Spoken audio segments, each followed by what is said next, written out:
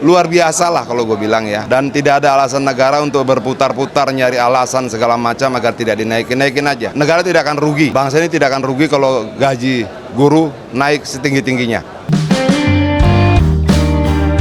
Nah, baik Bapak Ibu Guru, kembali lagi dengan saya. Assalamualaikum warahmatullahi wabarakatuh. Nah, video kali ini itu saya mau sharing terkait dengan pernyataan anggota DPR RI yang menyatakan bahwa gaji guru itu harus naik tanpa terhambat birokrasi ya. Saya kira saya setuju dengan pernyataan tersebut karena memang kita ketahui gaji guru itu memang jauh di bawah standar ya. Padahal peran dan kontribusi besar terhadap kesejahteraan, terhadap kecerdasan anak-anak bangsa itu berada di tangan Bapak Ibu guru sendiri. Oleh karena itu semestinya gaji guru itu harus mendapatkan nilai yang layak gitu.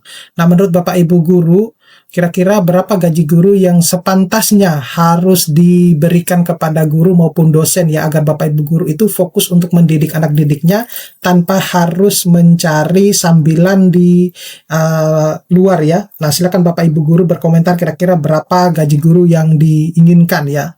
Dan nanti juga di video ini saya akan menyajikan juga potongan video yang kontroversial ya, menjawab anggota DPR yang menyatakan bahwa guru itu harus berkualitas. Nanti Bapak Ibu guru silakan menilai sendiri seperti apa, kenapa kok anggota DPR menyatakan bahwa guru itu harus berkualitas gitu ya. Nanti ada potongan videonya yang akan saya sampaikan. Nah, tapi sebelum saya membahas ini lebih dalam, saya menginformasikan kepada Bapak Ibu guru bahwa bagi Bapak Ibu guru yang ingin mendownload e-book yang bisa digunakan untuk pegangan guru dalam mengajar, pegangan siswa untuk belajar, modul-modul PPG, buku-buku PAUD, ataupun e-book untuk menambah penghasilan Bapak Ibu guru bisa mendownloadnya melalui link yang sudah saya sediakan pada deskripsi dari video saya ini. Bikin emosi malam takbiran. Guru katanya tidak usah banyak nuntut, yang penting kualitasnya dinaikkan. Bener. Tapi yang ngomong siapa? Hah? Yang ngomong itu anggota dewan yang nggak tahu kualitasnya di mana. Paham Anda? Anda harusnya mikir, kamu datang ke situ, duduk di DPR itu melalui jalur apa? Hah? Jangan sok kamu, kualitas kamu juga nggak ada. Paham? Gue tahu banget bagaimana kamu duduk di situ. Jangan kau menghina guru. Guru bagaimanapun juga tetap hebat di mata saya. Anda itu maunya apa? Hah? Jangan suka menghina-hina guru ya. Anda itu tidak ada segininya daripada guru. Paham Anda? Jangan cuma modal apa itu? Bukan, tahu nggak? Nah, jadi Bapak Ibu guru, ini adalah video, nanti ada beberapa video yang akan saya sajikan ya. Yang mau saya bahas dulu itu terkait dengan pernyataan Adian Apitupulu ini yang menyatakan bahwa gaji guru itu harus naik ya tanpa terhambat birokrasi. Ya, saya setuju banget ya akan hal tersebut. Jadi anggota Komisi 10 DPR RI Adian Apitupulu menegaskan bahwa hak guru harus mendapatkan kesejahteraan yang layak, tidak boleh terhambat oleh persoalan administratif maupun birokrasi. Sebab itu ia mendorong pemerintah untuk segera mengambil langkah konkret ya, termasuk penyiapan regulasi dan anggaran guna menaikkan kesejahteraan guru khususnya untuk guru honorer. Nah, sebenarnya berapa sih gaji yang diharapkan ya atau yang akan diberikan, yang diperjuangkan oleh anggota DPR RI itu biar guru itu maupun dosen lebih sejahtera ya. Nah, pernyataan tersebut disampaikan Adian saat ditemui di Parlementaria di Kompleks Parlemen Senayan, Jakarta ya. Kemudian menurutnya perdebatan terkait sertifikasi dan berbagai persyaratan administratif tidak boleh mengaburkan substansi utama, yakni peran guru dalam mencerdaskan kehidupan bangsa. Nah, hak itu tidak boleh hilang karena birokrasi. Yang substansi tidak boleh kalah oleh hal-hal administratif. Mereka mencerdaskan rakyat kita, tegasnya seperti itu. Nah, tetapi kenyataan di lapangan biasanya ya, kita sebagai guru itu maupun dosen ya, seringkali dipersulit dengan ini, administratif ini. Hal-hal yang seharusnya bisa lebih sederhana, tetapi dibuat lebih ribet ya, terutama seperti misalnya pencairan tunjangan profesi guru yang harus ada verifikasi lah, kemudian validasi seperti itu. Sebenarnya kalau misalnya pemerintah itu serius ya untuk memberikan peningkatan kesejahteraan guru, ya udah diberikan aja, nggak usah tanpa harus verifikasi dan lain sebagainya. Nah, itu yang semestinya menjadi bahan pertimbangan ya, karena guru-guru itu ya tugasnya cukup berat ya, mencerdaskan anak bangsa, dan kita menyadari bahwa kita pada posisi saat ini itu ya karena peran Bapak Ibu guru gitu. Jadi kalau misalnya dengan gaji yang sudah kecil kemudian harus penghambatan dengan administratif dan lain-lain, saya kira tidak masuk akal ya. Tapi bagaimanapun itu kenyataan di lapangan seperti itu Bapak Ibu guru. Nah, Adian menilai jika negara benar-benar memandang guru sebagai pilar penting dalam pembangunan sumber daya manusia, maka tidak perlu ada perdebatan panjang soal kenaikan gaji. Nah, keberanian politik untuk menempatkan pendidikan sebagai prioritas katanya harus diwujudkan dalam kebijakan nyata.